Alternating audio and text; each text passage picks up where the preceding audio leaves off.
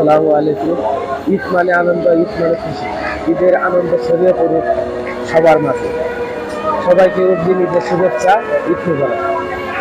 আমরা যারা বিভিন্ন জায়গায় কর্মরত আছি, তারা আজকে ঈদের ছুটি পাইবে, বাড়িতে যাবে, তাদের প্রতি সতর্ক বার্তা, আপনারা অবশ্যই আপনাদের বাসায় টয়লেট ট্যাপ এবং কারেন্টের যথাযথ তারা ব্যবহার করে বিদ্যুতের লাইন বন্ধ করে দরজা জানালা ভালোভাবে লক করে যাবেন, কারণ কোনো যেন দুর্ঘটনা না ঘটে। কারণ একটি দুর্ঘটনা সারা জীবনের কারণে কোনোভাবেই তাড়াহুড়া করবেন না এবং রাস্তাঘাটে যখন বের হবেন অবশ্যই আপনারা মাস্ক পরিধান করবেন। অপরিচিত লোকের সাথে বেশি কথা বলবেন না, অপরিচিত লোকের দেওয়া কোনো খাবার খাবেন না।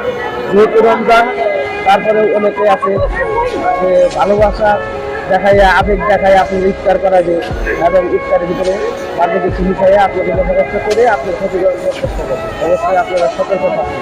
ধন্যবাদ সবাই।